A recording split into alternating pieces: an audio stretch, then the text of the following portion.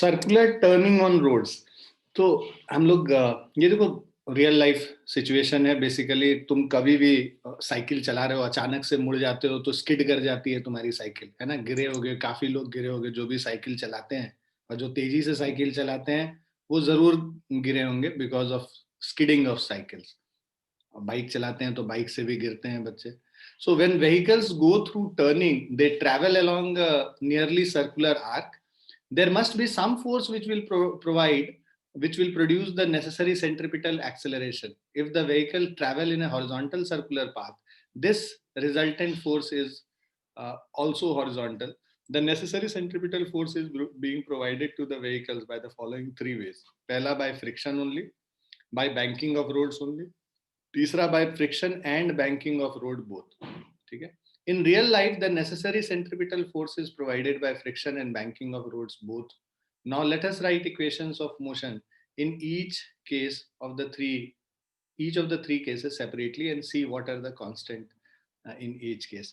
तो basically जो हम लोग बात कर भी रहे थे, राइट, कि जो कोई भी बॉडी अगर सर्कुलर पाथ में मूव कर रहा है, लेट्स से एक ये सर्कुलर ट्रैक है, ठीक है, इस सर्कुलर ट्रैक में कोई एक ऑब्जेक्ट है, इसको मूव करना है, ठीक है। अब वो सर्कुलर ट्रैक में अगर मूव करेगा, है ना, सर्कुलर ट्रैक में, तो वो सर्कुलर ट्रैक में तो तभी मूव करेगा जब इस पे एक हमेशा अंदर की तरफ फोर्स लगता रहे, राइट। अब हम लोग जो गाड़ी चला रहे हैं या साइकिल चला रहे हैं उसमें तो फोर्स हम आगे की तरफ लगा रहे हैं। मतलब अगर मान लो हम साइकिल चला रहे हैं तो हम लोग पैडल जो मारेंगे उससे तो गाड़ी आगे जाएगी, हमारी साइकिल आगे जाएगी ना। मुड़ने वाला तो कोई सिस्टम है नहीं है। हैंडल को मोड़ के, ठीक है, मोड़ते हैं, बट वो जो हैंडल मोड़ने से ये गाड़ी मुड़ जाए, उसका क्या कंडीशन है? उसका कंडीशन ये है कि जो टायर और रोड के बीच में जो फ्रिक्शन फोर्स होगा वो उसको नेसेसरी सेंट्रिपिटल फोर्स प्रोवाइड करे, है ना। तो only force which is possible is the friction force, जो कि उसको सेंट्रिपिटल, कोई भी दुनिया में, कोई भी यूनिवर्स में किसी भी चीज को सर्कुलर मोशन में मूव करना है तो उसको एक सेंट्रिपिटल फोर्स उस पर लगना चाहिए। अब वो सेंट्रिपिटल फोर्स कहाँ से लग रहा है? यहाँ पे जब अगर लेवल रोड है, लेवल रोड मतलब ऊंचा नीचा नहीं है, मतलब एक ही हॉरिजॉन्टल इसमें है, तो लेवल रोड में वो जो सेंट्रिपिटल फोर्स है वो कौन प्रोवाइड करता है? वो फ्रिक्शन प्रोवाइड करता है।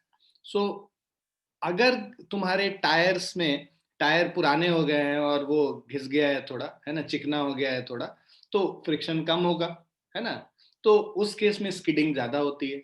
या फिर तुम ऐसे रोड पे चल रहे हो जहां पे जो सैंड बिखरा हुआ है, या फिर वहां पे लेट से ऑयली है या बारिश हुई है, तो इन सब की वजह से, वाटर के होने से वजह से, ऑयल के होने की वजह से, छोटे छोटे सैंड के ग्रेन्यूल्स के होने की वजह से, इन सब से फ्रिक्शन क्या होता है? रिड्यूस हो जाता है रोड का। अब फ्रिक्शन रिड्यूस हो जाएगा तो अब नेसेसरी सेंट्रिपिटल फोर्स जो चाहिए वो तो फ्रिक्शन ही प्रोवाइड करता है। अगर फ्रिक्शन रिड्यूस हो जाएगा तो अब जिस स्पीड से ये टर्न करेगा वो स्पीड को तुमको कम करना पड़ेगा, है ना। स्पीड को कम करना पड़ेगा जिससे कि ये स्किड ना करे गाड़ी, right. So for this body to move in a circular path, there should be a centripetal force acting towards the center, radially inwards. That centripetal force is being provided by friction only. वो जो centripetal force है वो friction force ही provide करेगा। अब इसको एक एक करके हम लोग करेंगे, ठीक है। दूसरे केस में ये कहता है कि by banking of road. Banking of road का मतलब रोड को एक तरफ ऐसे उठा दिया जाता है, ठीक है, और उसके बाद उसमें टर्न बनाया जाता है। तो इसमें क्या है, जैसे पहाड़ों में कभी भी जाओगे उधर, तुम लोग जाते होगे आई एम श्योर, वो जो दार्जिलिंग और गैंगटॉक, ये सब जगह सब लोग विजिट करते होंगे। तो उन सब जगहों पे तुम जाओगे, पहाड़ों वाले रोड पे, जब भी पहाड़ी रास्ते पे जाओगे तो बाहर का रोड ऊपर की तरफ उठा रहता है। जो हिल स्टेशन वगैरह की तरफ अगर हम लोग जाते हैं तो वहां पे बाहर का पोर्शन जो ऊपर की तरफ उठा रहता है। तो उससे क्या होता है, मतलब फायदा क्या है इसका, कि उसमें जो रिएक्शन फोर्स है ना, ये मान लो वेट है और ये रिएक्शन फोर्स अब इस डायरेक्शन में होगा, तो रिएक्शन फोर्स का एक कंपोनेंट जो है वेट को बैलेंस करता है और दूसरा कंपोनेंट हॉरिजॉन्टली लगता है जो कि इसको फ्रिक्शन फोर्स को असिस्ट कर रहा होता है। मान लो गाड़ी तुम्हारी जो है उतना मतलब शार्प टर्न में जा रहे हो और गाड़ी में फ्रिक्शन उतना नहीं है, तो there may be a lot of accident happening. तो उस एक्सीडेंट्स को अवॉइड करने के लिए ये रोड को इस तरह से उठा के रखते हैं, जिससे अगर मान लो फ्रिक्शन कम भी है तुम्हारे गाड़ी में, मतलब रोड और तुम्हारे टायर्स में, गाड़ी के टायर्स में, तो भी ये नॉर्मल रिएक्शन का एक कंपोनेंट उसको फोर्स देगा, जिससे कि वो सर्कुलर मोशन में मूव कर सके। तो ऐसे केसेस में जो रियल लाइफ सिनेरियो होता है, वहां पे फ्रिक्शन और बैंकिंग दोनों होता है रोड का। इस ये जो रोड को बाहर की तरफ उठा दिया गया, इसको बैंकिंग ऑफ रोड कहते हैं, ठीक है। तो अगर फ्रिक्शन जीरो भी होगा ना, तो भी ये सर्कुलर मोशन में मूव कर पाएगा बॉडी, क्योंकि नॉर्मल रिएक्शन का एक कंपोनेंट उसको वो सेंट्रीपिटल फोर्स प्रोवाइड करेगा।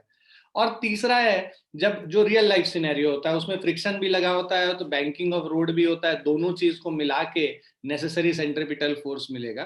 तो ये तीनों केस को हमारा पर्पस है इस वाले चीज में डिस्कस करना, अभी जो आज हम लोग डिस्कस करेंगे। सो ये देखो, ये जो हम बात कर रहे थे ना, रोड को बाहर की तरफ उठा दिया जाता है, ये इस तरह से बाहर की तरफ उठा हुआ रहता है रोड, जिससे कि नेसेसरी सेंट्रीपिटल फोर्स प्रोवाइड हो सके। तो बेसिकली देखो, अगर स्पीड बहुत ज्यादा रहती है तो कैसे गाड़ियां स्किड कर रही हैं, तुम देख ही रहो, राइट। सो अगर देखो, ठीक है ना, तो गाड़ियां काफी स्किड करती हैं अगर स्पीड बहुत ज्यादा हो, तो नेसेसरी सेंट्रीपिटल फोर्स उसको नहीं मिल पाता है और फ्रिक्शन कम होता है, तो उसकी वजह से एक्सीडेंट्स वगैरह होती हैं, ठीक है। अब सबसे पहला केस हम लोग पढ़ेंगे कि फ्रिक्शन, कब फ्रिक्शन होगा। यहाँ पे बस फ्रिक्शन लग रहा है और हॉरिजॉन्टल रोड है हमारा, ठीक है, और वो नेसेसरी सेंट्रीपिटल फोर्स प्रोवाइड करे। तो मान लो हमारे हमारे जो ये सर्कुलर पाथ है, वो कुछ इस तरह का एक सर्कुलर पाथ, ठीक है। ये जो सर्कुलर पाथ है, इसमें एक गाड़ी है, जो कार है, ये सर्कुलर पाथ में। अब ये कार पे एक फोर्स, राइट, अंदर के तरफ लग रहा है, राइट। अब इसका जो मतलब अगर तुम फ्री बॉडी डायग्राम बनाओगे इस कार का, तो एक नीचे के तरफ mg लगेगा, ऊपर के तरफ n लगेगा, और अंदर के तरफ एक फोर्स लगना है, जो कि सेंट्रीपिटल फोर्स है, और वो फ्रिक्शन की वजह से प्रोवाइड हो रहा है, तो फ्रिक्शन F। अब ये जो फ्रिक्शन F है, suppose a car of mass m, है ना, is moving at a speed v। मान लो ये जो जिस स्पीड से इधर मूव कर रहा है, that is speed v, in a horizontal direction of arc of radius r। ये जो सर्कुलर ट्रैक है, इसका रेडियस r है। In this case the necessary centripetal force to the car will be provided by the force of friction F acting towards centre. तो यहाँ पे जो centripetal force है वो कौन प्रोवाइड करता है? ये फ्रिक्शन फोर्स इसको प्रोवाइड करता है, F। सो एक्टिंग दस, ये जो mv स्क्वायर बाय r है, ये centripetal force, this is being provided by home, friction force. अब जब लिमिटिंग फ्रिक्शन का केस देखोगे, तो म्यू इंटू एन, जो स्टैटिक फ्रिक्शन है, म्यू इंटू एन, वो ये लिमिटिंग वैल्यू हो गया फ्रिक्शन का, maximum value mu into N. तो ये जो लिमिटिंग वैल्यू है म्यू इंटू एन, किसके बराबर होगा? एन एम जी के बराबर है, तो ये mu N is equal to mu m g के बराबर हो गया, है ना। हमारा friction force F is equal to mu into N, which is equal to mu m g. क्यों? क्योंकि N is equal to m g हमारा पहला इक्वेशन, अगर हम लोग वर्टिकल डायरेक्शन में देख रहे हैं तो ये दूसरा इक्वेशन हो गया। अच्छा, अब for safe turn without sliding, हमारा जो ये जो सेंट्रीपिटल फोर्स है, ये सेंट्रीपिटल फोर्स जो फ्रिक्शन प्रोवाइड कर रहा है, friction should be greater and equal to that. जो लिमिटिंग फ्रिक्शन है, वो limiting friction should be greater and equal to mv square by r, right. So for safe turn, safe turn मतलब safe turn without skidding या without sliding, for safe turn without sliding, हमारा जो limiting friction है, that should be greater and equal to the centripetal force mv square by r। Limiting friction हमारा mu mg है, तो mu into m g should be greater and equal to mv square by r।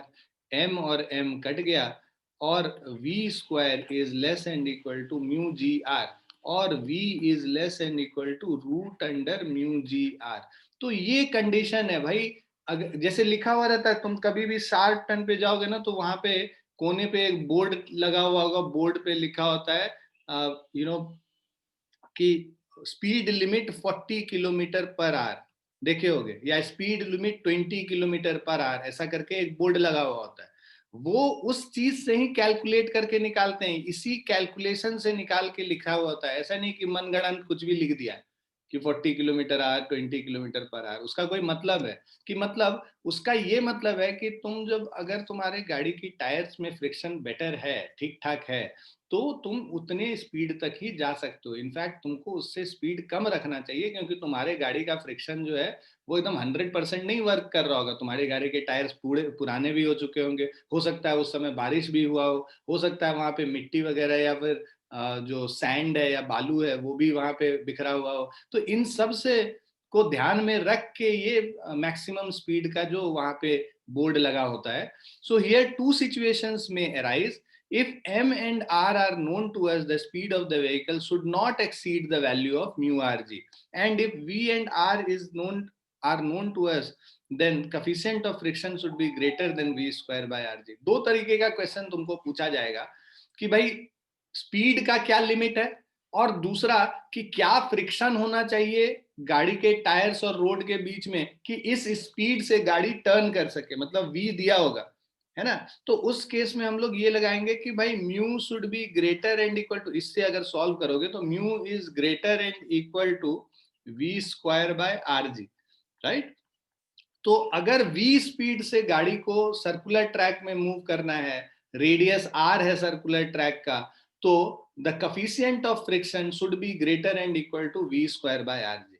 And second thing, the maximum speed by which the car can move in a circular track is mu g r, root under mu g r. ये maximum speed हो सकता है, और coefficient of friction maximum v square by r जी हो सकता है। तो ये दो चीजें आपको ध्यान में रखनी है।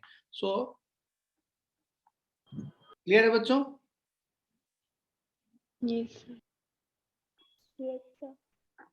सो ये लेवल रोड का हो गया, है ना। बहुत ध्यान से करना, बहुत अच्छा कॉन्सेप्ट, बहुत इंपॉर्टेंट कॉन्सेप्ट है। डे टू डे लाइफ में तुमको बहुत दिखेगी चीजें, तो तुम उससे अपने आप को रिलेट भी कर सकते हो। और दूसरा, इस पे बेस्ड क्वेश्चंस वगैरह काफी पूछे जाते हैं। तो इंपॉर्टेंट कॉन्सेप्ट है, ध्यान से समझना। सभी बच्चों को आ गया समझ? Yes sir. ठीक है। अब देखो, वो फिजिसिस्ट को क्या लगा कि ये अगर हम बस फ्रिक्शन पे डिपेंडेंट रहें किसी भी सर्कुलर ट्रैक को कवर करने में, तो वो अच्छी बात नहीं है ना। हो सकता है जैसे हम ये बात कर रहे थे, बारिश हो रही हो या कुछ ऐसा एक्सटर्नल कंडीशन हो जिससे फ्रिक्शन कम हो गया, तो तब उस केस में एक्सीडेंट्स हो सकते हैं।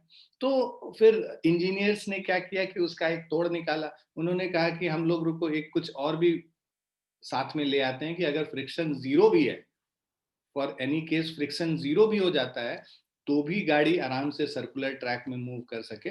इसके लिए इंजीनियर्स, जो सिविल इंजीनियर्स ने, उन्होंने रोड ऐसे डिजाइन किया कि उस रोड के डिजाइन के हेल्प से एक एक सेंट्रीपिटल फोर्स उनको मिलने लगा नॉर्मल रिएक्शन से, जिसको हम लोग बैंकिंग ऑफ रोड कहते हैं। ठीक है। सो पहले तो इस पे बेस्ड एक सर्कुलर मोशन का जो क्वेश्चन है, सॉरी जो लेवल रोड वाला एक क्वेश्चन है, इसको अगर हम लोग देखें तो यहाँ पे अ कार ट्रेवल्स ऑन अ, तो जनरली बच्चे क्या करते हैं ना, मतलब जो दो चीज फॉर्मूला जो है ना, बच्चे याद ही कर लेते हैं कि अगर लेवल रोड है। वैसे मैं तो याद करने के पक्ष में नहीं रहता, फिर भी दो इक्वेशन जो आपको याद रखना है कि the mu, the coefficient of friction should be greater than, mu should be greater and equal to v square by rg। पहला, ये लेवल रोड के लिए हम लोग कह रहे हैं। और दूसरा एक फॉर्मूला ये कि जो स्पीड है that should be less and equal to mu g r, root under mu g r. ये दूसरा हमारा रिलेशन है। ठीक है। तो नेक्स्ट क्वेश्चन जो है तुम डायरेक्ट फॉर्मूला से भी कर सकते हो, या फिर वहां पे जैसे हम लोग सॉल्व कर रहे थे वैसे निकाल के भी कर सकते हैं। जैसे car travels on a flat circular track of radius 200 metre. तो हम लोग अगर बात करें, ये हमारी एक गाड़ी है। अब ये इसका जो रेडियस है r is equal to 200 metre हो गया, एट अ स्पीड ऑफ, जो स्पीड v है ये देखो 30 मीटर पर सेकेंड स्पीड दे रखा है, रेडियस दे रखा है, and has a centripetal acceleration. So यहाँ पे देखो centripetal acceleration AC is equal to 4.5 meter per second square. If the car has a mass of 1000 kg, what frictional force is required to provide the acceleration? तो अब देखो यहाँ पे जो centripetal force है 4.5 metre, centripetal acceleration 4.5 metre per second square है. तो centripetal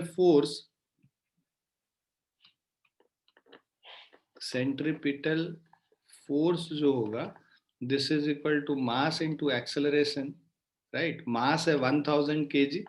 ये जो कार है इसका मास दे रखा है क्वेश्चन में 1000 kg. तो 1000 इंटू 4.5 कर लेंगे तो ये 4500 हो जाएगा. 4500 न्यूटन हो गया. सो what frictional force is required to provide the acceleration? तो सेंट्रिपिटल फोर्स प्रोवाइड करने के लिए ये तो फ्रिक्शन ही फोर्स प्रोवाइड करेगा. सो फ्रिक्शन फोर्स रिक्वायर्ड, जितना सेंट्रिपिटल फोर्स चाहिए वही वो फ्रिक्शन फोर्स ही प्रोवाइड करता है ना, तो that is equal to 4500 newton. अब if the coefficient of static friction is 0.8, ये तो ए पार्ट हो गया तुम्हारा. बी पार्ट कह रहा है coefficient of static friction mu s is equal to 0.8. What is the maximum speed at which the car can circle the track? तो हम लोग को मैक्सिमम स्पीड निकालना है. देखो mu m g should be greater and equal to mv square by r. So v should be less and equal to mu g r का root under, है ना. तुम यहाँ पे निकाल भी सकते हो या याद है तो डायरेक्टली यूज कर लोगे root under mu g r. तो v मैक्सिमम जो स्पीड है this is equal to root under mu g r. Values put कर लेंगे. म्यू का वैल्यू 0.8 है, जी का वैल्यू मान लो 10 ले लेते हैं और रेडियस है 200. तो 8 इंटू 200 1600 हो गया. तो 40 मीटर पर सेकेंड अगर 10 लिया है तो ठीक है. तो this is the maximum speed जो कि कार ले सकता है. क्लियर है बच्चों? Yes sir. Yes, sir. अब नेक्स्ट कॉन्सेप्ट पे चलते हैं कि अब मान लो कि वहां पे रास्ते पे कोई भी फ्रिक्शन नहीं है ना. हम लोग सेकेंड केस कर रहे हैं. अब there is no friction, only we are reliable only on banking of road. So we are relying only on banking of road. सो देखो कह रहा है कि friction is not always reliable at circular turns if high speeds and sharp turns are involved. ठीक है, अगर high speed और शार्प टर्न इन्वॉल्व है तो फ्रिक्शन पे आप रिलाई नहीं कर सकते हैं. To avoid dependence on friction the roads are banked at the turn so that outer part of the road is somewhat lifted compared to the inner part, है ना. तो हम लोग क्या करते हैं, टू फ्रिक्शन के डिपेंडेंसी को खत्म करने के लिए रोड को बैंक कर देते हैं. बैंकिंग करने का मतलब banked at turn so that outer part of the road is somewhat lifted compared to inner part. जैसे यहाँ दिख रहा outer part lifted है inner part से, ये हमारा road है, right. अब applying Newton's second law along the radius and the first law in the vertical direction. तुम देखो ये normal reaction इधर है, इसके दो कंपोनेंट होंगे, एक इधर कंपोनेंट होगा और एक इधर कंपोनेंट होगा. ये एंगल थीटा है तो ये भी एंगल थीटा हो गया, ये 90 माइनस थीटा हो गया और ये फिर से थीटा हो गया. ठीक है ना. ये 90 माइनस थीटा है, ये थीटा है ऑल्टरनेट इंटीरियर एंगल्स. ये 90 डिग्री पे ये है तो 90 माइनस थीटा हो गया ये एंगल, और ये एंगल फिर से थीटा हो गया. तो n के दो कंपोनेंट हो गया, एक n cos थीटा इधर हो गया और n sin थीटा इधर हो गया. इसमें कोई फ्रिक्शन नहीं है, हम रिज्यूम कर रहे हैं कोई फ्रिक्शन नहीं. इसका जो वेट है नीचे की तरफ mg है. तो अब अगर हम लोग इसका इक्वेशन लिखेंगे तो जो वर्टिकल डायरेक्शन में हम लोग इक्वेशन, क्योंकि वर्टिकल डायरेक्शन में कोई मोशन नहीं है, n इक्विलिब्रियम में n cos theta is equal to mg हो जाएगा. और जो हॉरिजॉन्टल डायरेक्शन में n sin थीटा है, ये पहला इक्वेशन, और हॉरिजॉन्टल डायरेक्शन में जो इक्वेशन है n sin थीटा, ये क्या हो जाएगा mv स्क्वायर बाय r, जो इसको सेंट्रिपिटल फोर्स है वो प्रोवाइड कर रहा है n sin थीटा. ठीक है, तो यहाँ पे ये दोनों इक्वेशन तुमको दिख भी रहा है। तो ये जो प्रोवाइड कर रहा है सेंट्रीपिटल फोर्स वो mv²/r के बराबर हो गया, है ना। सेंट्रीपिटल, क्योंकि ये सर्कुलर ट्रैक तो इस तरह से ऐसे घुमा हुआ है ना, तो इस पे इसका जो रेडियस होगा इस सर्कुलर ट्रैक का, मान लो रेडियस r है, तो n sin थीटा जो है इसको सेंट्रीपिटल फोर्स प्रोवाइड करेगा mv²/r के बराबर। अब तुमको दो तरीके का क्वेश्चन पूछा जाएगा कि हम लोग कितने एंगल से इसको बैंक करें और कितना मैक्सिमम स्पीड जाए, ये दो चीज पूछता है। तो एंगल निकालने के लिए तुम क्या करो, सेकेंड इक्वेशन को फर्स्ट से डिवाइड कर दो। सो डिवाइडिंग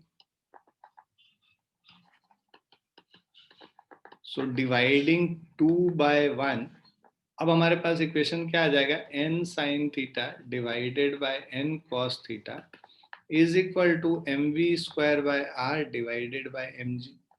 भाई n और n कट गया, m और m कट गया, तो ये आ गया tan theta is equal to v²/rg।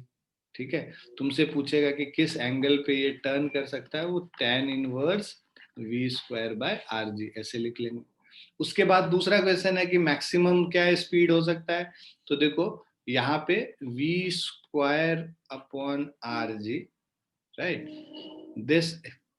This is equal to tan theta, so v² is equal to rg tan theta, या v is equal to √rg tan theta. ये maximum speed possible है, तो maximum speed जिससे ये move कर पाएगा यहाँ पे is equal to √rg tan theta. Clear है बच्चों? तो ये दो इक्वेशन है यहाँ पे, tan थीटा का वैल्यू और मैक्सिमम स्पीड का वैल्यू। क्लियर है सभी को? यहाँ पे फ्रिक्शन हम नहीं कंसीडर कर।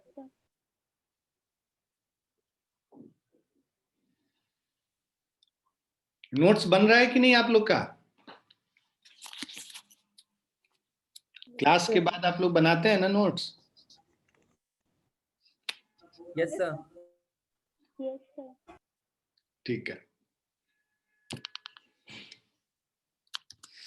अब आ जाते हैं by both friction and banking. तो ये जो केस है ये जनरल केस है, मतलब general case in the sense जो डे टू डे लाइफ में हम लोग के पास होगा भी, भाई फ्रिक्शन भी होगा और बैंकिंग भी होगा। ऐसा तो कोई रोड दुनिया में बनेगा नहीं जिसमें फ्रिक्शन जीरो हो जाए, है ना।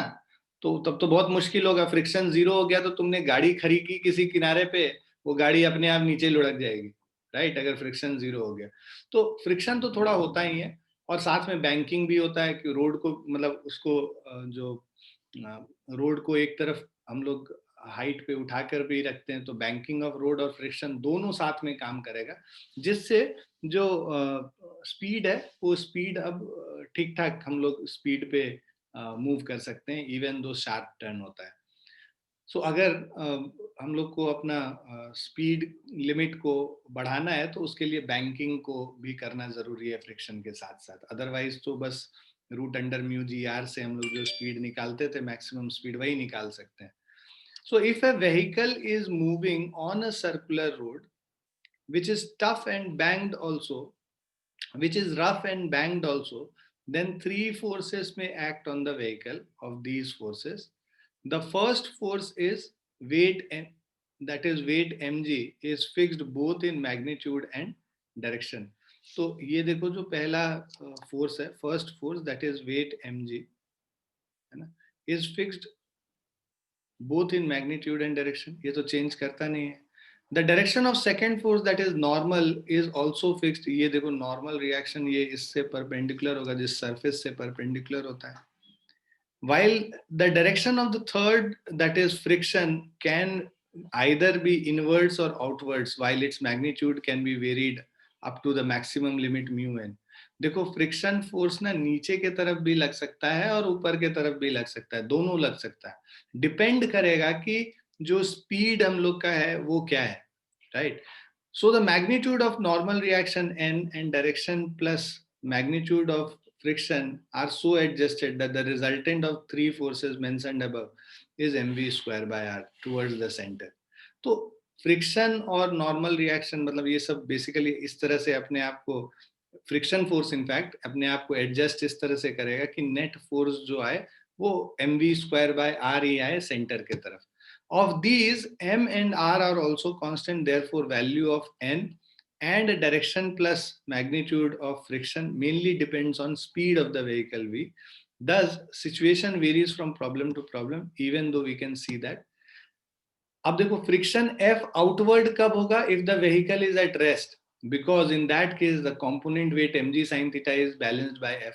अब देखो अगर मान लो ये, अभी हम लोग बात कर भी रहे थे कि मान लो तुम्हारी गाड़ी ऐसे खड़ी है और ये मूव नहीं कर रहा है, मूव नहीं कर रहा है, तो इस पे जो हम लोग जो नॉर्मल करते थे कि भाई ये mg हो गया, mg के दो कंपोनेंट हो गए, है ना, एक कंपोनेंट है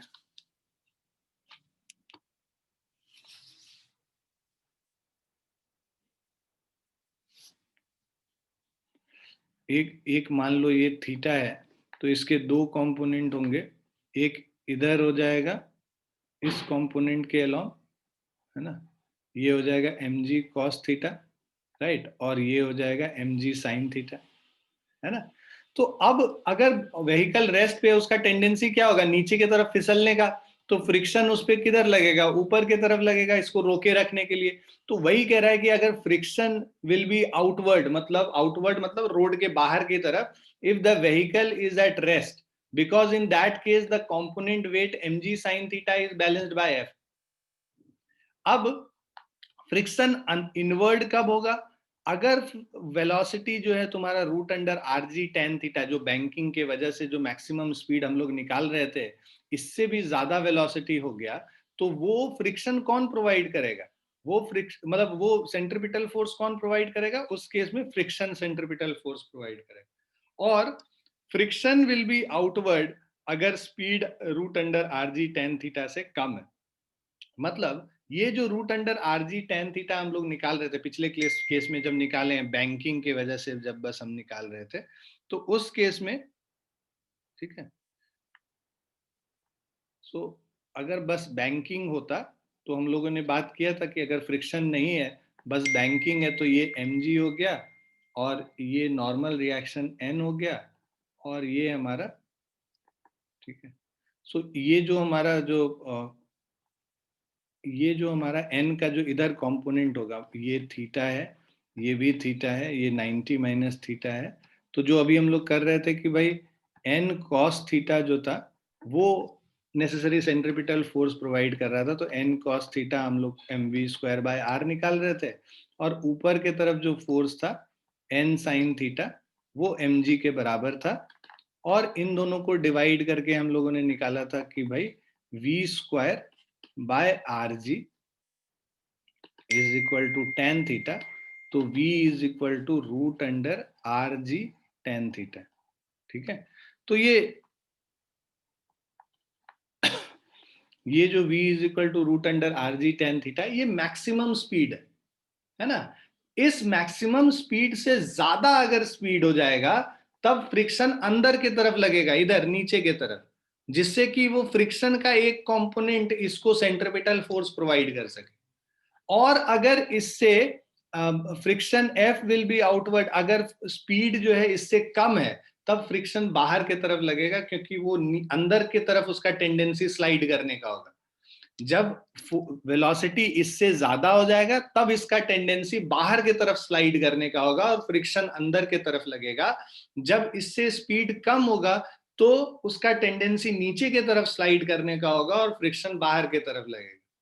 और फ्रिक्शन जीरो जब होगा, तो उस केस में स्पीड हमारा root under r g tan theta होना चाहिए. तो फ्रिक्शन जीरो ओनली बैंकिंग वाला केस हम लोग यहाँ पे ऑलरेडी यहाँ पे कंसिडर कर लिए. अब फ्रिक्शन कंसिडर करने पे क्या डायरेक्शन फ्रिक्शन का होगा, वो हम लोग v निकालते हैं और उससे डिसाइड करते हैं फ्रिक्शन का डायरेक्शन क्या हो. क्लियर है बच्चों? Yes sir. Yes, sir. ठीक है, सबको क्लियर है? अब हम लोग नेक्स्ट इस पे आते हैं कि हम लोग को अगर डायरेक्शन इसका निकालना है, मैक्सिमम स्पीड निकालना है, तब क्या मैक्सिमम स्पीड होगा. सो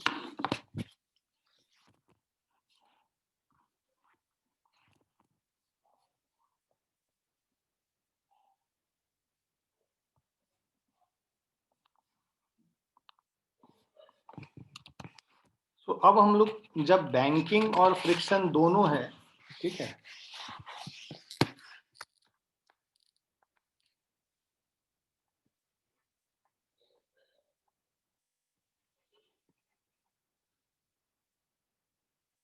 so when both banking and friction is considered, तो जब दोनों को हम लोग कंसिडर करेंगे, ठीक है, उस केस में हम लोग लेट्स से अभी हम लोग क्या है कि मैक्सिमम सेफ स्पीड निकालेंगे और मिनिमम सेफ स्पीड दोनों चीज निकालेंगे, है ना। सो मैक्सिमम सेफ स्पीड के लिए वहां पे देखो, जो हम लोग अभी बात कर भी रहे थे, जब मैक्सिमम होता है तो फ्रिक्शन जो है अंदर के तरफ लगेगा। So for maximum speed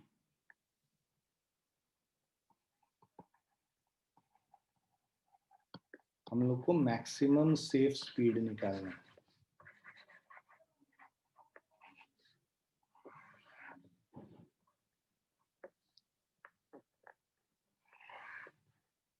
let's say ये व्हीकल है, अब ये इसका वेट mg है। इस केस में हम लोगों ने बोला कि भाई इसके 2 mg और ये एक फ्रिक्शन फोर्स इनवर्ड लगेगा यहाँ पे मैक्सिमम स्पीड के लिए। नॉर्मल रिएक्शन ये n है, n के 2 कंपोनेंट्स हो जाएंगे, एक इस डायरेक्शन में और एक इस डायरेक्शन में। सो ये एंगल अगर थीटा है तो ये भी थीटा होता है। और जो फ्रिक्शन के 2 कंपोनेंट्स हो गए, फ्रिक्शन का एक इधर जो कंपोनेंट होगा, एक ये कंपोनेंट फ्रिक्शन का F cos थीटा हो गया, और n का जो इधर कंपोनेंट होगा ये थीटा 90 माइनस थीटा, ये n sin थीटा हो गया इधर कंपोनेंट, ठीक है। और n का ऊपर जो कंपोनेंट है वो n cos थीटा है, और इधर जो फ्रिक्शन का कंपोनेंट है ये F sin थीटा है। फ्री बॉडी डायग्राम समझ में आ गया सबको? अब हम लोग इसको बैलेंस कर देते हैं। n sin theta plus f cos theta, ये जो हॉरिजॉन्टल डायरेक्शन में अंदर के तरफ फोर्स लग रहा है ये नेसेसरी सेंट्रिपिटल फोर्स प्रोवाइड करेगा। So n sin theta plus f cos theta is equal to mv square by r। ये v जो है ये मैक्सिमम स्पीड जो हम लोग सेफ स्पीड निकालने के लिए कर रहे हैं। So this is the centripetal force provided by the horizontal component. और वर्टिकल डायरेक्शन में तो स्टेशनरी है, तो मतलब f sin theta plus of mg is equal to n cos theta, ठीक है। सो ये हमारा ये फर्स्ट इक्वेशन, ये सेकंड इक्वेशन, और तीसरा जो फ्रिक्शन मैक्सिमम फ्रिक्शन हो सकता है F is equal to mu into n हो गया, ये तीसरा वैल्यू। अब इन सब को हम लोग सॉल्व कर लेते हैं, फर्स्ट सेकंड और थर्ड को सॉल्व करेंगे, n के जगह पुट कर लेते हैं म्यू n, तो हमारा इक्वेशन हो गया mu n plus of, sorry n की जगह कह रहे हैं, फ्रिक्शन फोर्स की जगह n sin theta plus mu n cos theta is equal to mv square by r। और दूसरा हमारा है mu n f sin theta, so this is mu n sin theta plus of mg is equal to n cos theta. अब हम लोग को because n को गायब करना है ना, तो इसको इसको इस तरफ लेके चले जाते हैं, तो हमारे पास इक्वेशन हो जाएगा n cos theta minus mu n sin theta is equal to mg। तो ये फोर्थ इक्वेशन मान लेते हैं और इसको फिफ्थ इक्वेशन मान लेते हैं। अब ये फोर्थ को फिफ्थ से डिवाइड कर देंगे ना, तो हम लोग का n का वैल्यू, n को हम लोग मतलब रिमूव कर सकते हैं और उसके बाद v स्क्वायर निकाल लेंगे। सो डिवाइडिंग 4/5, n कॉमन ले लो तो अंदर क्या बच रहा है, sign theta plus mu cos theta और यहाँ पे n को कॉमन लेंगे फिफ्थ वाले में, सो हमारा इक्वेशन होगा cos theta minus mu sine theta is equal to mv square by r divided by mg। mm cut गया, यहाँ पे n कट गया, तो हमारे पास इक्वेशन आया sine theta plus mu cos theta divided by cos theta minus mu sine theta is equal to v square by rg। ठीक है, पूरे को अब क्या करो, cos थीटा से डिवाइड कर दो न्यूमरेटर और डिनोमिनेटर दोनों को, तो हमारा ये इक्वेशन क्या आ जाएगा, tan theta plus mu divided by 1 minus mu tan theta is equal to v square by rg, है ना। लिख लो यहाँ पे dividing by cos theta in numerator and denominator both. अब इससे हमारा जो एक वैल्यू आएगा v का, v max is equal to root under rg mu plus tan theta divided by 1 minus mu tan theta. ये हमारा मैक्सिमम स्पीड आ गया। क्लियर है? Yes sir. Yes.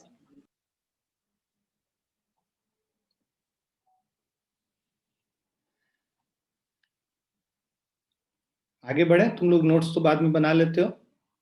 Yes. Yes sir. अब हम लोग करते हैं मिनिमम स्पीड के लिए। सो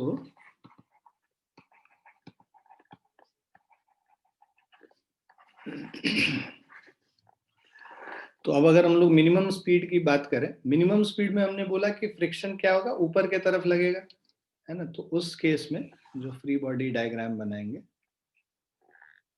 ये हमारा mg नीचे के तरफ लग रहा है, फ्रिक्शन इस पे ऊपर के तरफ लगेगा F, और ये हमारा n हो गया। इसके दो कंपोनेंट्स हैं n के,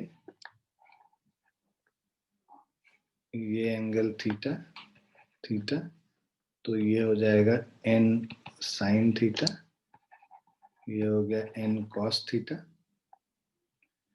उसके बाद f के दो कंपोनेंट्स होंगे, देखो ये थीटा है तो ये भी थीटा है, तो ये हो जाएगा f cos थीटा और ऊपर हो जाएगा f साइन थीटा, है ना।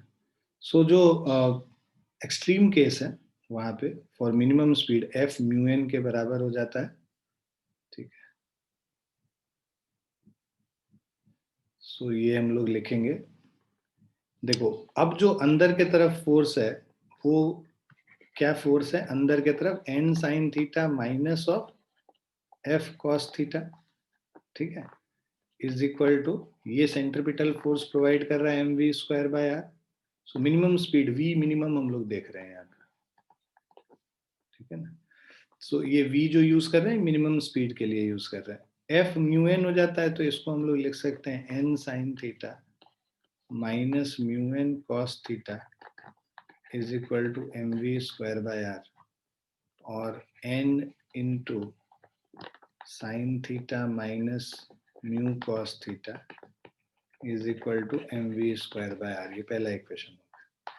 दूसरा इक्वेशन हम लोग लिखेंगे जो वर्टिकल डायरेक्शन में, वहां पे n cos theta plus mu n sine theta, मतलब फ्रिक्शन का म्यू n साइन थीटा हम लोग पहले ही लिख ले रहे हैं mg, n को कॉमन ले लेंगे, सो ये हो गया cos theta plus mu sine theta is equal to mg।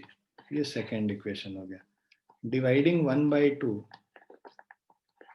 First equation को हम लोग सेकेंड इक्वेशन से डिवाइड करते हैं, तो अब हमारा हो गया n times sine theta minus mu cos theta divided by n times cos theta plus mu sine theta is equal to mv square by r divided by mg। तो यहाँ पे देखो m कट गया, तो ये हो जाएगा v स्क्वायर बाय आर जी। ये v मिनिमम है, n और n कैंसिल हो गया, पूरे को cos थीटा से डिवाइड कर दें तो हमारा हो जाएगा tan theta minus mu divided by 1 plus mu tan theta. ठीक है,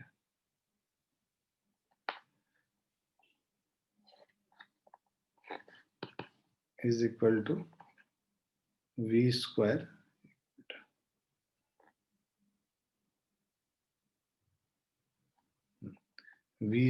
by rj। So v minimum is equal to root under rg tan theta minus mu divided by 1 plus mu tan theta। Clear है बच्चों? Yes sir.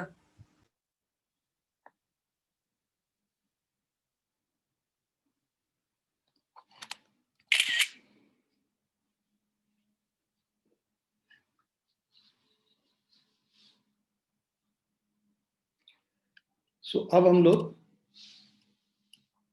वही चीज लिखा हुआ है basically. अब हम लोग कुछ क्वेश्चंस करते हैं इस पे बेस्ड।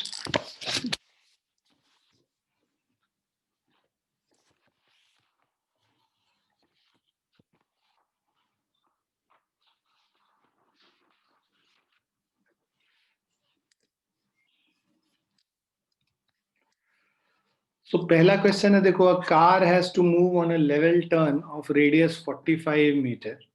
ठीक है, if the coefficient of static friction between the tyre and the road is 2.0, find the maximum speed the car can take without skidding. Formula याद है तो सीधे root under mu g r ऐसे करके कर तो भी आ जाएगा, अदरवाइज हम, है ना,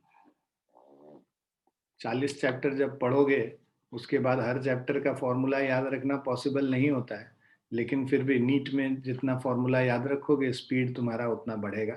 सो ये जो अंदर के तरफ फोर्स लग रहा है वो mv स्क्वायर बाय आर है, और वो म्यू एन जो इसमें जो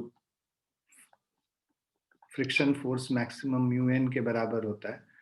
सो mu into n should be greater and equal to mv square by r, और mu mg is greater and equal to mv square by r.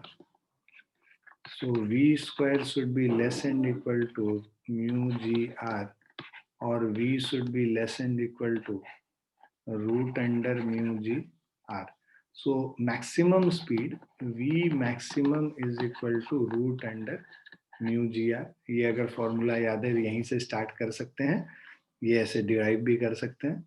v का जो maximum value है is equal to root under mu का value 2.0, 2 into g का value 10 ले लेते हैं, और रेडियस आर 45 मीटर ले लेते हैं। सो 9900 हो गया, रूट अंडर 900, मतलब 30 मीटर पर सेकंड का स्पीड होना चाहिए।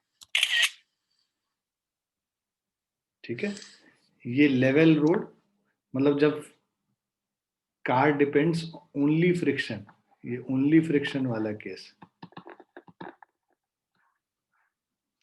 जो फर्स्ट केस हम लोग कर रहे हैं।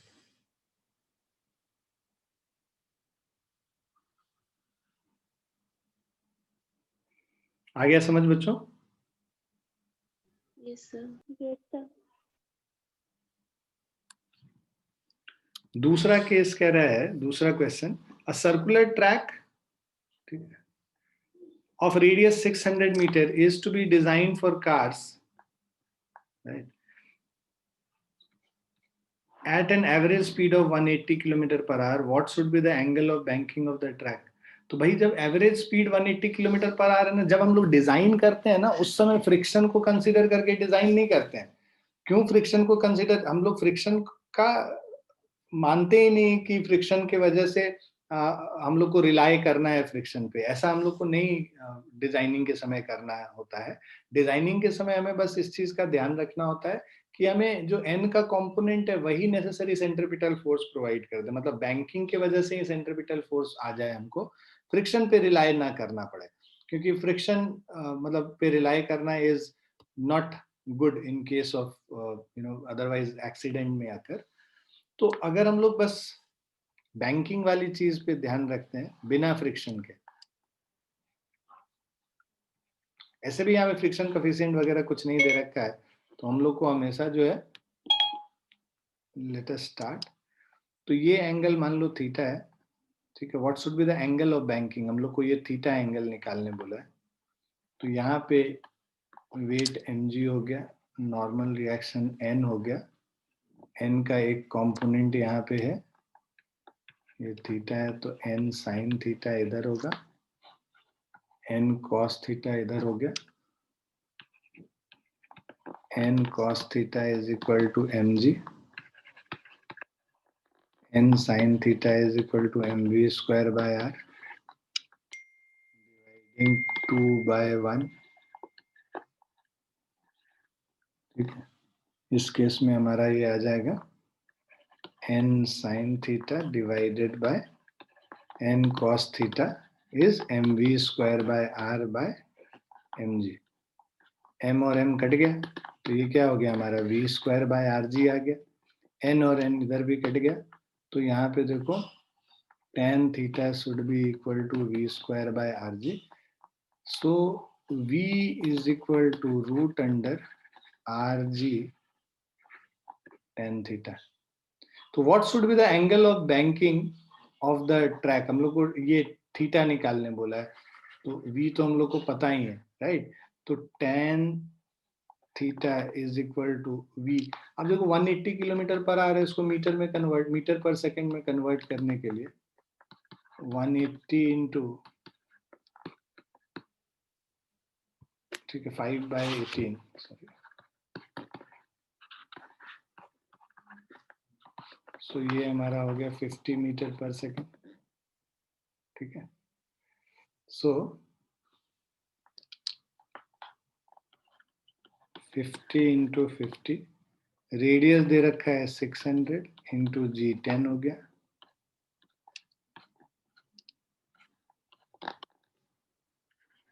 so tan theta is equal to 5/12,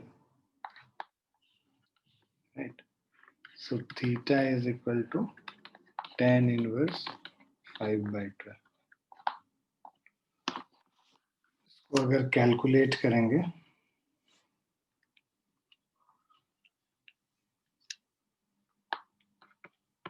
so this is 22.62।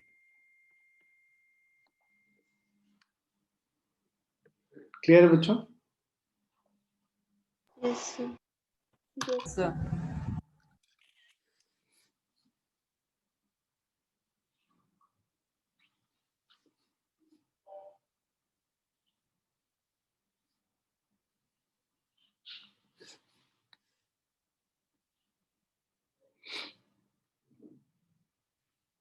So next question पे चलते हैं।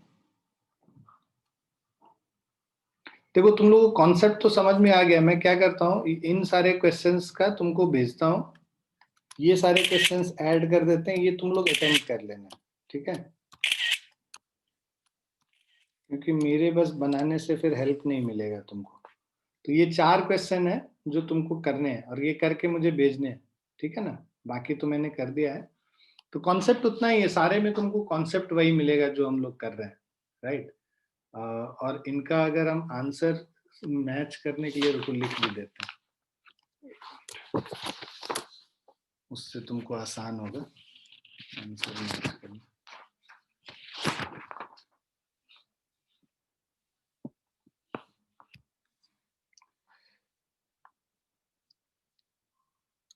इस वाले का जो आंसर है,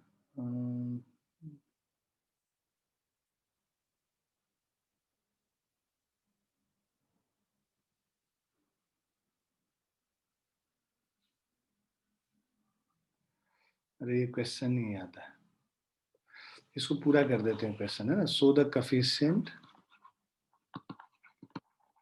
ऑफ फ्रिक्शन इज ओनली 0.1, ठीक है। Find the maximum safe speed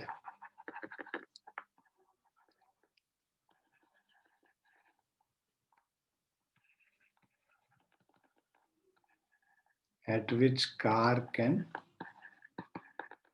travel।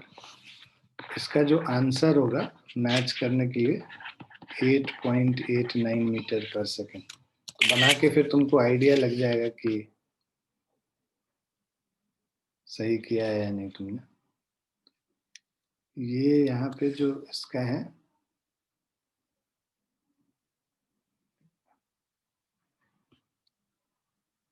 ये क्वेश्चन हम बना ही देते हैं तुमको। ये थोड़ा सा डिफिकल्ट है, ये हम बता देते हैं तुमको। देखो क्वेश्चन क्या कह रहा है। A car starts from rest on a horizontal circular road of radius r.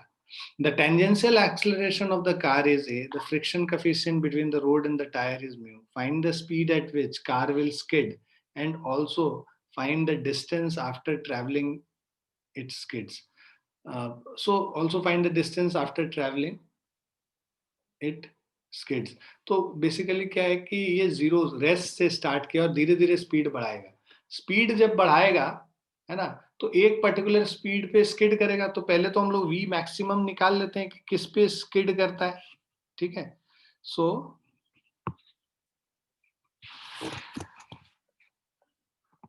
जो हमारा दो एक्सेलरेशन यहाँ पे है, यहाँ पे टेंजेंशियल एक्सेलरेशन भी है और एक जो सेंट्रीपिटल एक्सेलरेशन भी है। तो यहाँ पे जो नेट एक्सेलरेशन होगा A is equal to root under A tangential plus A centripetal का होल स्क्वायर, राइट। क्योंकि हम लोग को पता है कि एक सर्कुलर मोशन में ऑब्जेक्ट मूव कर रहा है और यूनिफॉर्म सर्कुलर मोशन नहीं है। किसी भी मोमेंट पे टेंजेंशियल एक्सेलरेशन इधर होगा और नॉर्मल एक्सेलरेशन इधर होगा।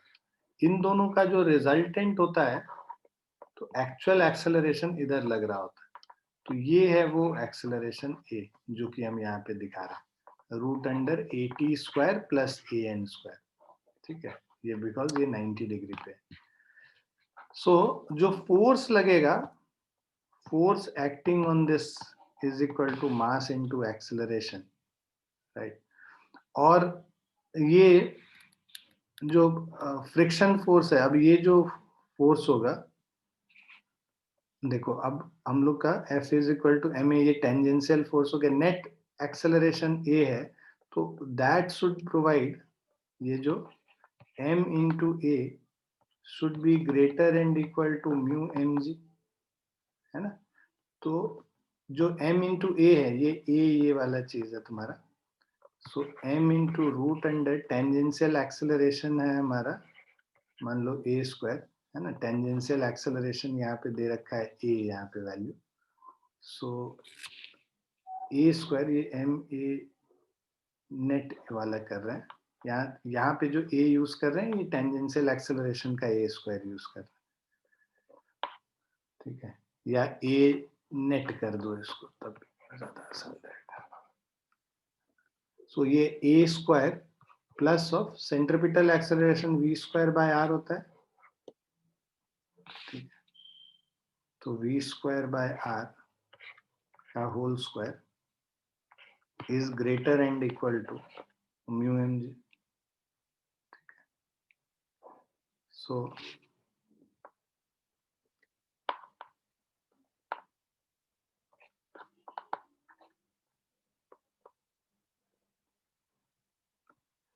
ये हमारा जो हो गया root under a square plus v four by r square is greater and equal to mu g हो गया, ठीक है। अब ये दोनों तरफ स्क्वायर कर दोगे तो हम लोग मैक्सिमम स्पीड निकाल रहे हैं, तो इसको इक्वल टू साइन यूज कर लो। हमारा ये a square plus v four by r square is equal to mu g हो गया। V4 by R square is equal to mu G minus A square. Sorry, यहाँ पे म्यू जी का whole square करेंगे ना, दोनों तरफ स्क्वायर किया, तो mu square g square minus a square. So V4 is equal to mu square G square minus of A square into R square. So अब इससे हमारा V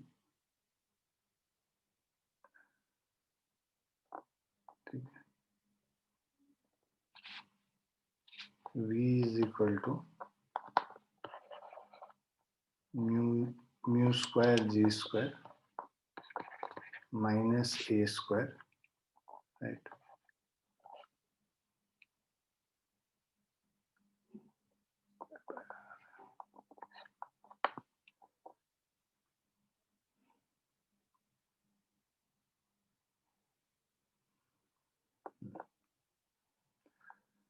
तो ये हो जाएगा आर स्क्वायर और रेज टू द पावर 1/4.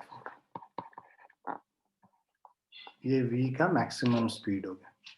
ठीक है, डिस्टेंस ट्रेवल निकालना है. तो देखो ये क्या है, v square is equal to u square plus 2as होता है. u 0 है हमारा, तो v square is equal to 2as हो गया. तो distance travel v square by 2a होगा. v स्क्वायर बाई 2a मतलब इसका स्क्वायर कर देंगे तो mu square g square minus a square into r square raise to the power 1/2 हो जाएगा. 1/4 था, इसका स्क्वायर कर दिए तो 1/2 डिवाइडेड बाय 2a. तो mu square g square minus a square into r square raise to the power 1/2 divided by 2a. This is the distance travel. Clear बच्चों?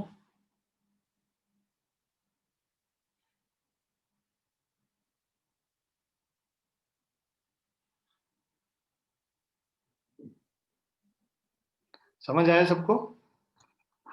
Yes sir. है ना. यहाँ पे बस हम लोग यहाँ पे दो एक्सेलरेशन है, एक टेंजेंशियल भी और एक नॉर्मल वाला भी. तो नॉर्मल मतलब सेंट्रीपिटल एक्सेलरेशन. तो इसीलिए दोनों का रिजल्टेंट निकालते हैं और उस रिजल्टेंट के ऑपोजिट डायरेक्शन में फ्रिक्शन लगेगा. मतलब अब जो फ्रिक्शन का डायरेक्शन होगा ना वो इस डायरेक्शन में होगा, क्योंकि इसका टेंडेंसी इधर जाने का होगा, फ्रिक्शन उसको अपोज करेगा. ठीक है. तो ये जो फ्रिक्शन है बेसिकली, मतलब जो फ्रिक्शन है वो इसको प्रोवाइड करेगा ये फोर्स, जिससे कि ये इस डायरेक्शन में ए एक्सेलरेशन से जा सके. राइट. तो ये फ्रिक्शन प्रोवाइड करता है ये फोर्स, तो इसीलिए फ्रिक्शन को हम लोग m इंटू ये ए नॉर्मल से हम लोग इक्वेट करते हैं और उसके बाद फिर हम लोग सॉल्व करते हैं.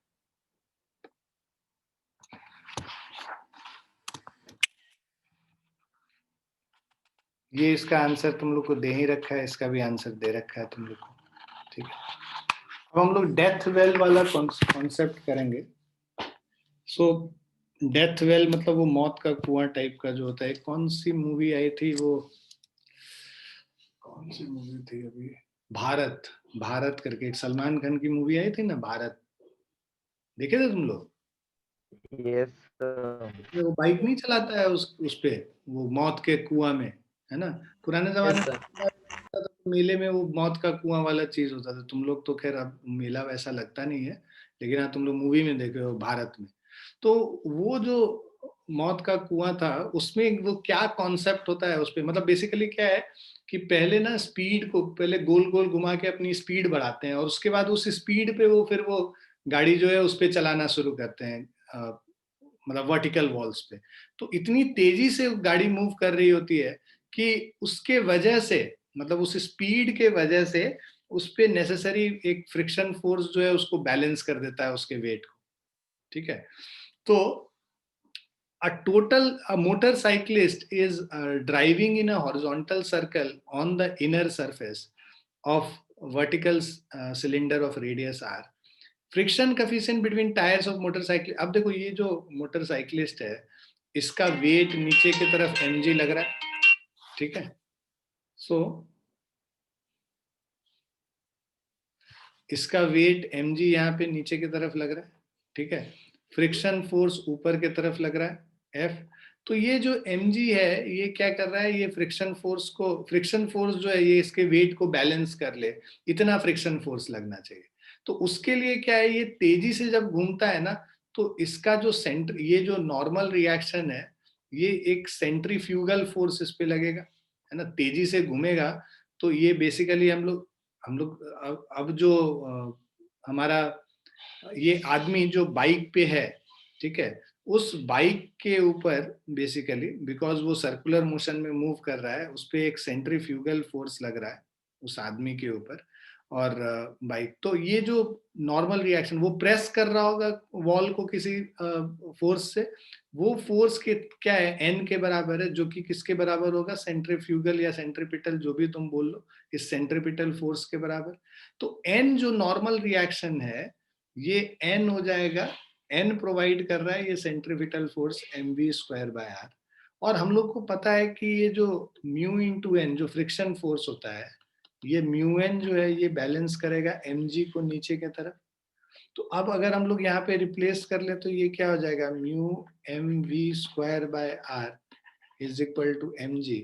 तो तुम्हारा जो ये जो F मैक्सिमम जो है, राइट, सो ये तो F मैक्सिमम करके ये हम लोग देख रहे हैं कि म्यू इंटू एन होता है, तो म्यू mv²/r हो गया। साइक्लिस्ट डज नॉट ड्रॉप जब तक फ्रिक्शन फोर्स जो है इससे mg से बड़ा होगा, राइट। तो ये क्या कर रहा है कि ये जो फ्रिक्शन फोर्स है, this should be greater and equal to mg, मतलब mu mv²/r should be greater and equal to mg। मतलब कि तुम्हारा जो v है, v² should be greater and equal to gr/μ, या v should be greater and equal to √gr/μ।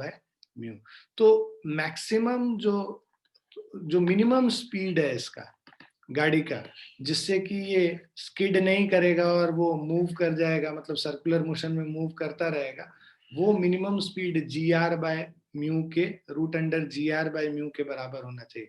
तो पहले उसको नीचे जो है सर्कुलर मोशन में मूव करके अपना ये स्पीड लाना पड़ेगा gr/μ के बराबर, और उसके बाद दीवार पे चढ़ना पड़ेगा। तो उसके बाद जब दीवार पे चढ़ेगा तो उसके वजह से, जो उस स्पीड के वजह से जो mv²/r फोर्स आता है, वो नॉर्मल रिएक्शन इतना प्रोवाइड करता है जिससे कि ये फ्रिक्शन फोर्स जो म्यू इंटू एन है, वो इसके वेट को बैलेंस कर लेता है, और इसके वजह से ये डेथ वेल में, जो मौत का कुआं कहते हैं, उसमें गिरता नहीं है, स्किड नहीं करता। क्लियर है बच्चों? Yes, sir. Yes, sir. ठीक है, सो आज हम लोग यहीं पे रुकेंगे, है ना। और जो क्वेश्चन 3-4 जो तुम्हारे लिए छोड़े हैं, 3 क्वेश्चन, उनको अटेम्प्ट कर लेना, अभी हम शेयर कर लेंगे, और एक बार पूरा पढ़ लेना जहां तक अभी तक जो पढ़ाए हैं, ठीक है। So before Diwali let us finish these 3 chapters, Newton's laws of motion, friction और सर्कुलर मोशन। अभी तीनों हम लोग बीच बीच में पूरा किए हुए, अभी पूरी तरह से खत्म नहीं हुआ है। जैसे न्यूटन्स लॉज ऑफ मोशन के तुम्हारे डाउट्स बाकी हैं, फ्रिक्शन में हम लोग को एक बारी HC वर्मा को देखना पड़ेगा कि उसमें क्या क्वेश्चंस रह गए हैं हम लोग के करने के लिए, और उसी तरह सर्कुलर मोशन में भी हम लोग को साथ में देखना पड़ेगा। तो ये सारी चीज़ों को मिला के हम लोग को कोशिश करना चाहिए कि दिवाली के पहले ये तीनों चीज़ हमारी खत्म हो जाए। ठीक है बच्चों? Yes sir. Yes, sir. ठीक है बेटा, चलो बाय एंड टेक केयर और have a very nice day. अभी तुम्हारा केमिस्ट्री की क्लास होगी तुम्हारी, ठीक है, 11 बजे से।